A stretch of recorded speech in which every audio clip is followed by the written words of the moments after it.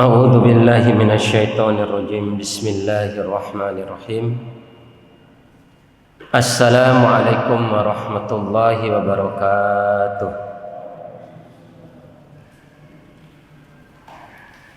Alhamdulillah. Alhamdulillahilladzi nahmaduhu wa nasta'inuhu wa nastaghfiruh wa na'udzu billahi min syururi anfusina wa min sayyiati a'malina. Man yahdihillahu fala mudilla lahu wa man yudlilhu fala hadiyalah. Asyhadu an la ilaha illallah wahdahu la syarikalah wa asyhadu anna Muhammadan abduhu wa rasuluh la nabiyya wa la rasulahu ba'dah. Qala Allah ta'ala fi kitabihil karim ba'da a'udzu billahi minasyaitonir rajim. Bismillahirrahmanirrahim. Ya ayyuhalladzina amanu taqullaha haqqa tuqatih wa la tamutunna illa wa antum muslimun.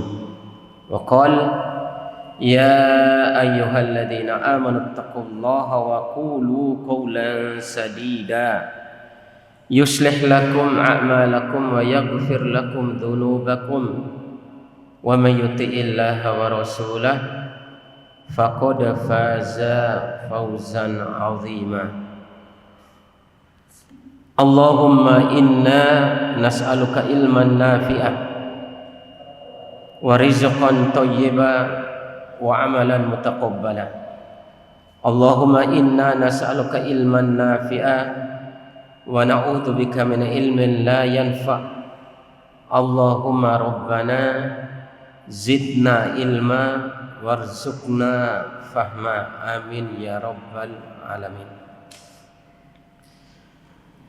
Jemaah salat maghrib yang mudah-mudahan Allah rahmati, alhamdulillah senantiasa dan kita berusaha lisan kita untuk selalu memuja dan muja Allah Subhanahu wa taala. Membiasakan lisan kita untuk selalu mengucapkan alhamdulillah, beristighfar dan berselawat kepada Nabi kita Muhammad sallallahu alaihi wasallam, sehingga terbiasanya lisan kita untuk berzikir, terbiasanya lisan kita dengan berzikir kepada Allah Subhanahu wa taala. Mudah-mudahan terbiasa pula nanti ketika di akhir kehidupan kita dengan zikir kepada Allah Subhanahu wa taala. Amin ya rabbal alamin. Jemaah sekalian yang mudah-mudahan Allah rahmati, kita lanjutkan kajian kita. Wa an Ya'la bin Shaddad qala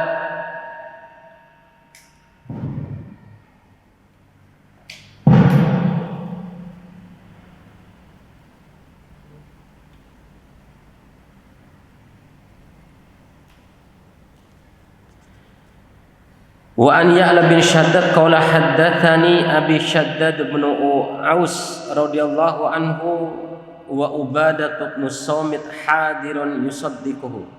Dari Ya'la bin Shaddad, dia berkata, Abi Shaddad bin Aus menceritakan kepada saya dan Ubadah bin Samit hadir untuk membenarkan ucapan tersebut. Qala, dia berkata, Kuna inda Nabi sallallahu alaihi wasallam faqal. Kami berada dengan Rasul sallallahu alaihi wasallam dan dia berkata, Hal fikum gharib, yakni ahlul kitab. Rasul sallallahu alaihi wasallam bertanya kepada para sahabat di sekitaran beliau, apakah ada di antara kalian wahai sahabatku yang gharib, orang-orang asing? Yang dimaksud orang asing itu adalah ahlul kitab, orang ahlul kitab al-Yahud wan Nasara. Qulna ya Rasulullah, la ya Rasulullah, tidak wahai Rasul sallallahu alaihi wasallam, tidak ada orang gharib atau tidak ada ahlul kitab di kalangan atau di sekitaran kita ini. Fa'amara bigol kilbabi, Dan Rasulullah SAW merintahkan untuk menutup pintu. Wa qala irfa'u adiyakum. Setelah Rasulullah SAW merintahkan untuk menutup pintu, Rasulullah SAW bersabda, irfa'u adiyakum, angkatlah tangan-tangan kalian. Wa qulu, dan katakanlah, la ilaha illallah. Farafa'na aydiyana sa'atan, dan kami mengangkat tangan kami sesaat. Kata para sahabat, thumma qala alhamdulillah. Kemudian setelah itu Rasulullah SAW berkata, alhamdulillah, segala puja dan puji milik Allah Subhanahu wa taala. Artinya Rasulullah SAW mengucapkan alhamdulillah setelah para sahabat dan beliau sendiri mampu mengucapkan la ilaha illallah. Maka dia mengucapkan alhamdulillah. Nabi SAW bersyukur kepada Allah, di mana Allah memampukan dirinya dan para sahabat untuk mengucapkan la ilaha illallah, sehingga senantiasa lisannya mengucapkan syukur alhamdulillah. Kemudian Rasulullah SAW mengatakan, Allahumma innaka ba'astani bihadihil kalimah. Ya Allah, sesungguhnya Engkau telah mengutus saya dengan kalimat ini. Wa amartani biha, dan Engkau telah memerintahkan saya dengan kalimat la ilaha illallah. Artinya Engkau telah memerintahkan saya untuk mendakwakan kalimat la ilaha illallah. Wa wa'adtani 'alaihal jannah, dan Engkau telah berjanji kepadaku dengan kalimat tersebut surga. Engkau telah menjanjikan kepadaku surga dengan kalimat tersebut.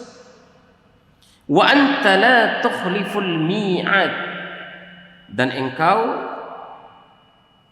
la tukhliful mi'ad, dan Engkau tidak akan menyelisihi apa yang telah Engkau janjikan.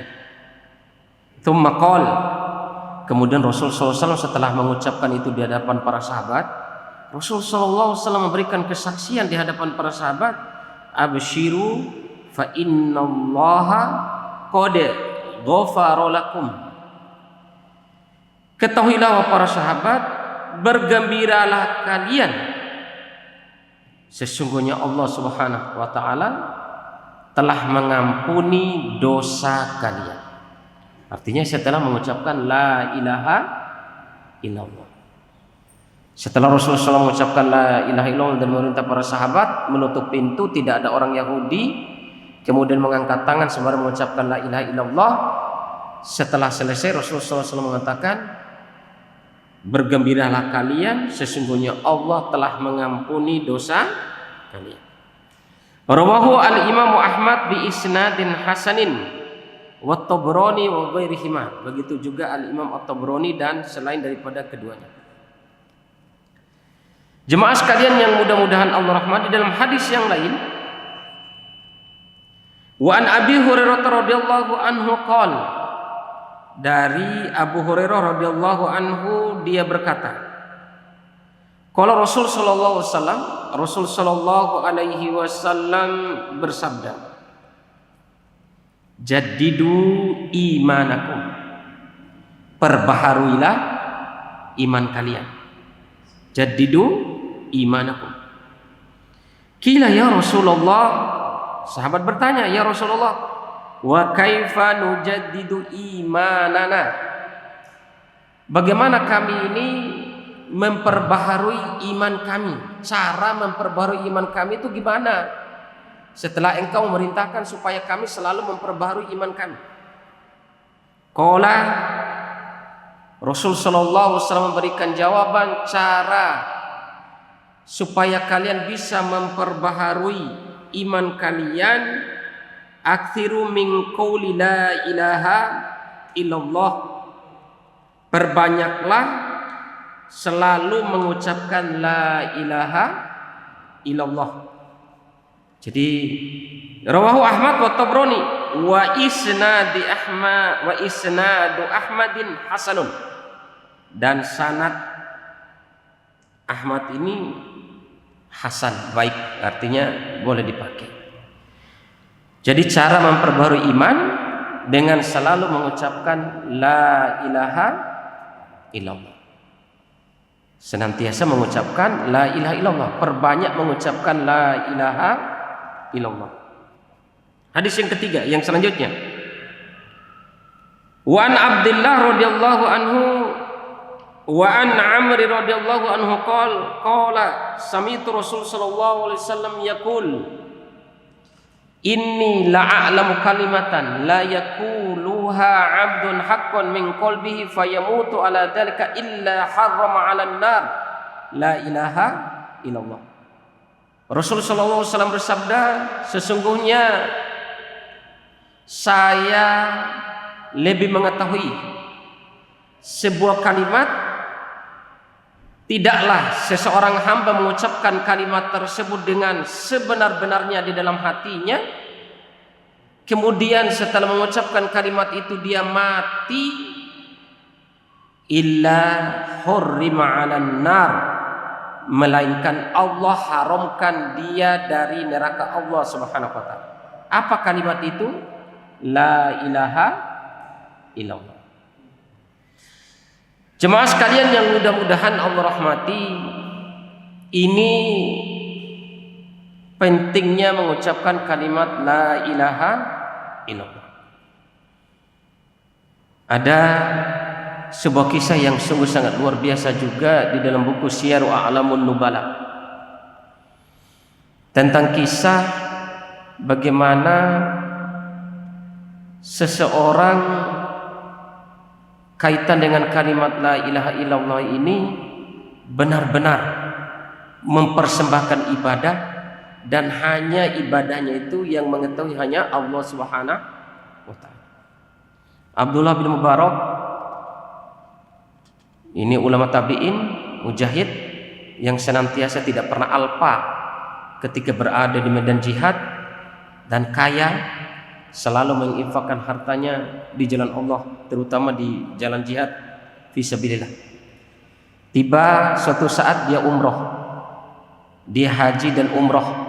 Setelah haji dan umroh, dia tinggal di Mekah selama 3 bulan. Selama 3 bulan itu tidak turun hujan, paceklik. Kemudian padahal masyarakat Mekah sama Madinah sangat mengharapkan turunnya hujan. Akhirnya ulama-ulama Mekah sama Madinah turun di lapangan untuk sholat istisqa, minta hujan. Setelah selesai sholat, ada juga Abdullah bin Mubarak di situ, ikut sholat bersama ulama-ulama setempat. Setelah selesai sholat di hari pertama, tidak kunjung datang hujan. Hari kedua kembali mereka melaksanakan sholat, sampai juga tidak kunjung datang hujan. Hari ketiga ulama semua turun untuk sholat istisqa, sampai hari ketiga tidak turun juga hujan. Apa yang terjadi? Abdullah bin Mubarak berjanji di dalam hatinya, sudahlah, kalau memang tidak turun hujan ini, mungkin saya pingin berdoa khusus sendiri kepada Allah, berkholwat. Akhirnya dia memisahkan diri dari kumpulan kaum muslimin dan ulama-ulama yang sholat istisqa di situ. Kemudian dia naik ke pegunungan, kemudian di dalam gua tersebut dia hendak untuk sholat istisqa sendirian, meminta kepada Allah. Tapi jemaah sekalian, kagetnya Abdullah bin Mubarak, ternyata di dalam gua itu dia sudah dapati ada seorang budak hitam. Di budak hitam, kemudian di gua tersebut si budak ini sholat 2 rakaat. Kemudian di sujudnya di sholat 2 rakaat itu, di sujudnya didengar oleh Abdullah bin Mubarak doanya, ya Allah, sungguh kaum muslimin dan ulama-ulama Mekah berkumpul sholat minta hujan sampai 3 hari, dan engkau belum mentakdirkan hujan itu turun. Maka pada kesempatan ini ya Allah, di sholat saya ini, saya berdoa kepadamu di sujudku ini, saya tidak pernah mengangkat kepalaku dari sujud ini sampai engkau turunkan hujan. Lama dia sujud, akhirnya Masya Allah habis dia berdoa seperti itu, tiba-tiba mendung, turun hujan deras. Akhirnya dia salam, budak ini salam. Setelah selesai salam, tanpa pamit, dan mungkin dia tidak tahu kalau itu adalah ulama besar yaitu Abdullah bin Mubarak, dia keluar. Sampai dia keluar melewati hujan yang sungguh sangat deras tersebut. Apa yang terjadi? Abdullah bin Mubarak kaget. Apa gerangan sampai si budak ini, dia dengan doa seperti itu sampai Allah turunkan hujan. Sementara ulama-ulama yang selevel dengan Abdullah bin Mubarak ketika sholat istisqa di Mekah di Masjidil Haram selama 3 hari nggak kunjung datang hujan. Akhirnya diikuti oleh Abdullah bin Mubarak, ternyata didapati sebuah rumah budak itu masuk. Akhirnya Abdullah bin Mubarak masuk, bertanya kepada pemilik rumah itu, ternyata orang ini kaya, pemilik rumah ini kaya. Ditanya satu persatu, mana budak yang kau, saya ingin beli. Ternyata dari sekian budaknya tidak ada yang dia dapatkan orang yang ada di gua itu. Tidak ada dia dapatkan yang di gua itu. Akhirnya terakhir si pemilik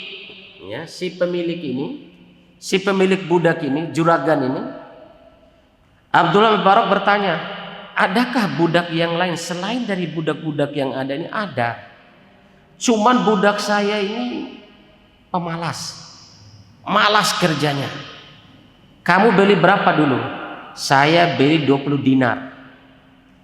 Berapa hendak engkau jual? Kalaupun saya menjual dengan 10 dinar mungkin tidak laku. Sudahlah, kalau memang seperti itu saya beli budakmu ini dengan 10 dinar, kata Abdullah bin Mubarak. Dibelilah budak ini, dibawa budak ini ke rumahnya. Setelah ketemu dengan Abdullah bin Mubarak di rumahnya, si budak ini kenal, ternyata ini orang yang tadi ketemu dengan saya di gua tadi. Siapakah gerangan engkau? Saya adalah Abdullah bin Mubarak.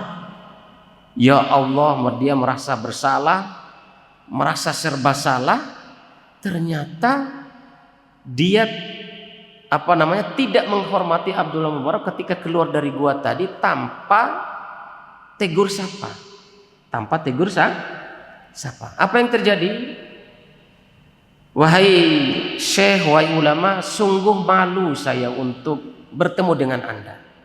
Janganlah engkau malu. Ketika Abdullah bin Mubarak bertanya, siapakah gerangan engkau ini yang tadi ketika berdoa di gua dengan doa seperti itu sampai Allah turunkan hujan? Dijawab oleh si budak ini, inna lillahi wa inna ilaihi rajiun. Dia merasa ketahuan oleh orang lain dan diceritakan oleh orang lain apa yang dia lakukan itu. Dia merasa itu adalah sebuah dosa. Sehingga si budak ini berkata kepada Abdullah bin Mubarak, wahai Abdullah bin Mubarak, wahai ulama, sungguh telah tersingkap sesuatu yang selama ini saya sembunyikan. Maka tidak adalah gunanya engkau membeli aku, karena saya tidak bakal melayani engkau. Abdullah bin Mubarak, ini ulama luar biasa ya. Abdullah bin Mubarak ini ulama ketemu dengan budak nih. Tapi Abdullah bin Mubarak merasa kaget dengan doa dan ibadah daripada budak ini. Kalau memang engkau tidak bersedia untuk melayani aku, padahal aku sudah membelimu dari tuanmu, dengan mustajabnya doa engkau di gua tersebut, saya yang akan melayani kamu. Akhirnya si budak ini pingin mengambil air wudhu. Disediakan oleh Abdullah bin Mubarak airnya, sandalnya, disediakan segala sesuatu untuk kemudahan dan kebutuhan wudhunya si budak ini. Padahal Abdullah bin Mubarak pada posisi itu adalah sebagai tuan dan dialah yang telah membeli budak ini. Apa yang terjadi? Berwudhulah dia. Jemaah sekalian, Masya Allah, jemaah sekalian, sholatlah si budak ini 2 rakaat di rumahnya Abdullah bin Mubarak. Di doa terakhirnya Si budak ini berdoa, ya Allah, sungguh telah diketahui apa yang telah saya lakukan. Sungguh telah diketahui ibadah dan doa yang telah saya ucapkan kepada Engkau. Oleh karena itu ya Allah, saya khawatir dengan ibadah yang diketahui oleh orang lain ini, saya tidak akan pernah mengangkat kepala saya dari sujudku ini sampai Engkau wafatkan aku, sampai Engkau cabut nyawaku. Masya Allah ya, luar biasa, luar biasa keikhlasan, ketakutan ibadah itu diketahui oleh orang lain. Benar didengar oleh Abdullah bin Mubarak doa ini, Masya Allah, qadarallahu ma syaa fa'ala, meninggal dalam posisi beliau bersujud di hadapan Allah SWT. Budak ini, karena dia ini adalah budak, sehingga sangat sedikit masyarakat atau ulama yang mengurus jenazahnya. Tapi di saat sedikitnya masyarakat dan kaum muslimin yang ada di kota Mekah mengurus jenazah si budak ini, satu sisi Abdullah bin Mubarak merasa senang karena melayani orang terbaik yang doanya dikabulkan oleh Allah Subhanahu wa Ta'ala. Dia layani, dia yang mensolatkannya, dia yang memandikannya, dia yang mengkafankannya. Pokoknya Abdullah bin Mubarak terlibat penuh pengurusan jenazah si budak ini sampai diantar ke pemakaman. Yang menerima jenazah itu ditaruh di liang lahat adalah Abdullah bin Mubarak. Selesai, karena Abdullah bin Mubarak merasa terhormat mengurus jenazah orang yang baik ini. Apa yang terjadi jemaah sekalian? Malamnya setelah dikuburkan itu, malam Abdullah bin Mubarak bermimpi ketemu Rasul Sallallahu Alaihi Wasallam.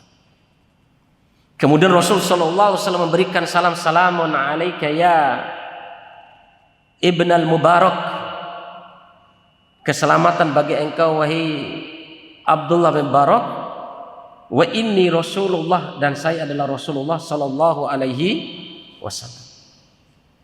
Di samping kanannya Abdullah bin Mubarak itu ada orang tua yang putih jernih wajahnya. Sementara sebelah kiri daripada Abdullah bin Mubarak ketika tidur itu adalah si budak tadi yang meninggal. Si budak tadi yang meninggal. Rasul sallallahu alaihi wasallam katakan, ketahuilah wahai Abdullah bin Mubarak, keselamatan dan kelanggengan buatmu, dan engkau tidak akan ditimpa mara bahaya, dan engkau tidak akan disentuh oleh api neraka, kata Rasulullah SAW, karena mengurus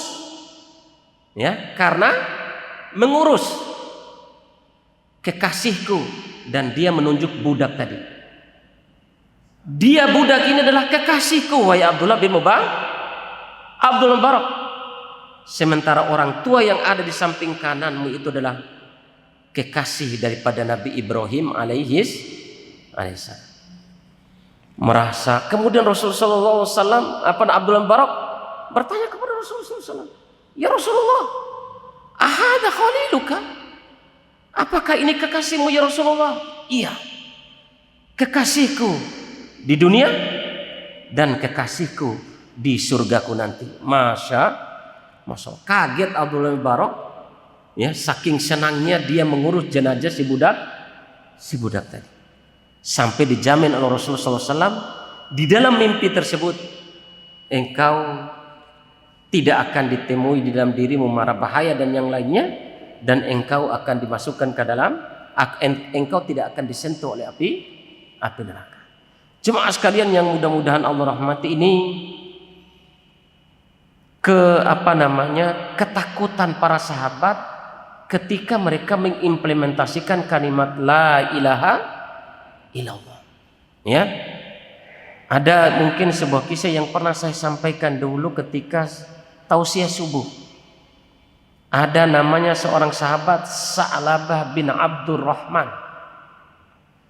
Sa'labah bin Abdurrahman ketika dalam sebuah perjalanan pulang dari masjid menuju rumahnya, lewatlah dia, ternyata tanpa disengaja dia melihat ada seorang perempuan yang mandi di di kamar mandi. Biasa dahulu pada zaman Nabi itu ada tempat pemandian umum, di situ ada kamar mandi memang tuh. Cuman si sahabat ini, Sa'labah bin Abdurrahman ini melihat tanpa dia sengaja melihat ada perempuan, bukan telanjang bulat, ada perempuan yang masuk di kamar mandi tersebut gitu.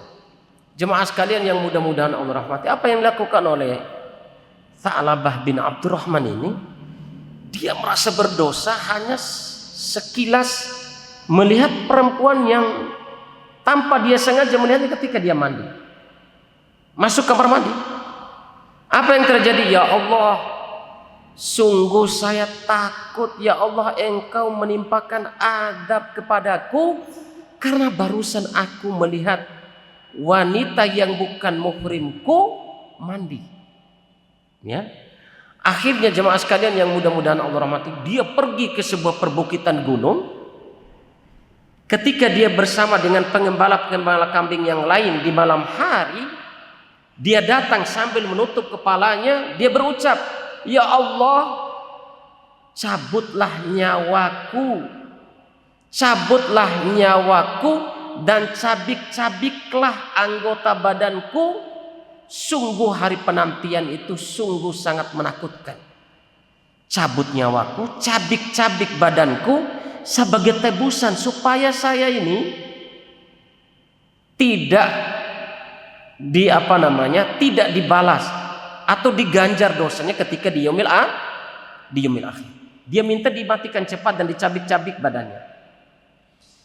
Oleh Rasul sallallahu alaihi wasallam, datang malaikat Jibril kepada Rasul sallallahu alaihi wasallam, ya Rasulullah, Allah menyampaikan salam kepadamu dan menyampaikan pesan, sungguh ada sahabatmu yang sudah 40 hari berada di sebuah perbukitan menyesali akan dosanya. Maka Rasul sallallahu alaihi wasallam memerintahkan kepada Umar ibn Khattab, ya, dan salah seorang sahabat yang lainnya untuk pergi menjemput sahabat tersebut. Akhirnya dijemput, datang, dan pesannya sahabat tersebut, Sa'labah bin Abdurrahman, janganlah engkau membawaku menghadap Rasul sallallahu alaihi wasallam kecuali di saat Nabi sallallahu alaihi wasallam dalam keadaan sholat. Benar, dibawa menghadap Rasul sallallahu alaihi wasallam ketika Rasul sallallahu alaihi wasallam sholat. Di saat Rasul sallallahu alaihi wasallam membaca ayat-ayat yang berkaitan dengan adab, Sa'labah bin Abdurrahman ini pingsan. Setelah selesai sholat, Rasul sallallahu alaihi wasallam membangunkannya. Akhirnya dia siuman dari pingsannya. Kemudian dia melanjutkan sholatnya, menyelesaikan sholatnya. Kemudian Rasul sallallahu alaihi wasallam bertanya, apa gerangan yang membuat engkau sampai seperti ini? Ya Rasulullah, aku telah berbuat dosa dan dosaku sangat besar. Bayangkan, dosanya sangat besar, hanya melihat wanita yang lagi dalam keadaan mandi, tidak disengaja oleh dia. Apa yang terjadi? Rasulullah SAW mengatakan, akan tetapi kalamullah akbar min itsmika. Tetapi firman Allah, kasih sayang Allah itu lebih besar daripada dosamu. Sekarang engkau pulang ke rumah, kemudian rajin-rajin sholat berjamaah di masjid. Iya, dia pulang ke rumah rajin sholat berjamaah di masjid, tapi sakit selama 7 hari. Umar bin Khattab mengatakan, ala ukhbiruka ya Rasulullah, tidakkah saya kasih tahukan kepada Rasulullah, sungguh sahabatmu Sa'labah bin Abdurrahman selama 7 hari ini sakit. Karena tadi selalu terngiang dengan dosanya. Dipanggil oleh Rasulullah SAW menghadap Rasulullah Sallallahu Alaihi Wasallam. Apa gerangan yang membuat engkau ini sampai seperti ini? Akan dosaku ya Rasulullah. Maka apa yang engkau inginkan? Ampunan. Ampunan dari Allah Subhanahu, memastikan bahwa Allah telah mengampuni aku. Akhirnya Allah mengutus malaikat Jibril kemudian berfirman kepada Rasulullah SAW, sungguh Allah telah memberikan salam kepadamu ya Rasulullah, dan Allah menyampaikan pesan, man atani bikurobi khotoya thumma ataitu bikurobi maghfirah. Siapa di antara kalian, kata Rasul, kata Allah Subhanahu wa taala sampaikan malaikat Jibril, siapa di antara kalian atau hamba yang datang menghadapku dalam keadaan dosanya sepenuh langit dan bumi, kemudian dia bertemu denganku dalam keadaan tidak menyekutukan Allah, meninggal dalam keadaan tidak menyekutukan Allah, saya akan datang kepada dia dengan sepenuh langit dan bumi pula ampunan dariku. Sungguh wahai sahabatku, kata Rasulullah SAW, malaikat Jibril menyampaikan pesan Allah bahwa dosamu telah diampuni oleh Allah. Berseri-seri mukanya Sa'labah bin Abdurrahman, kemudian dia meminta kepada Rasulullah SAW sebagai salam perpisahan. Kemudian dia meminta kepada Allah supaya diwafatkan karena telah memastikan ampunan Allah telah turun kepadanya. Ini jemaah sekalian yang mudah-mudahan Allah rahmati, beberapa pesan daripada Rasul Shallallahu Alaihi Wasallam atau kalimat daripada la ilaha illallah. Masih ada waktu? Berapa menit lagi? 3. Terakhir jemaah sekalian yang mudah-mudahan Allah rahmati, ketika di akhir wafat Rasul Shallallahu Alaihi Wasallam, ini kisah yang luar biasa kalau kita ambil pelajarannya. Orang terbaik, orang yang menjadi pemimpin para nabi dan rasul di surga. Ketika datang para sahabat mengunjunginya, dan setelah selesai kunjungan daripada para sahabat, tiba-tiba datang seseorang yang mengetuk pintu. Di akhir wafat Nabi SAW, ketika dicabut nyawa Nabi SAW, Masya Allah, ada orang ketuk pintu. Kemudian Fatimah mengatakan, Abi marid, saya belum bisa melayani tamu dulu karena abi saya sakit, Rasulullah SAW sakit, dan dia lagi istirahat. Kemudian jemaah sekalian, ketika selesai dari kejadian itu, Rasulullah SAW bangun dan bertanya kepada Fatimah, ya Fatimah, wahai anakku, siapa gerangan yang mengetuk pintu? Ditanya, kemudian dijawab oleh Fatimah, dia, saya tidak tahu tapi orangnya asing. Apa nasihat Rasulullah SAW? Ketahuilah wahai Fatimah, huwa ja'a yufarriquna fid dunya. Dia datang untuk memisahkan kita di dunia, dan dia datang untuk menjadi pemutus kenikmatan dan kebahagiaan kita yang kita rasakan di dunia. Itulah malaikatul maut, wahai anak-anakku. Bersedih luar biasa si Fatimah, tidak bisa menyembunyikan kesedihan dan tangisannya sehingga mengeluarkan air mata dari kedua matanya. Dan Rasulullah SAW berpesan, janganlah engkau menangis, yang perlu engkau tangiskan adalah ketika engkau dicabut nyawa dalam keadaan tidak mempersiapkan apa-apa menghadap Allah Subhanahu wa taala. Kemudian dipanggil Ali. Kemudian Rasulullah SAW ketika malaikat maut datang, Rasulullah SAW mengatakan, kenapa engkau tidak datang dengan malaikat Jibril? Akhirnya dipanggil malaikat Jibril tersebut. Kemudian Rasulullah SAW ketika mau dicabut nyawa ini, berpaling muka malaikat Jibril.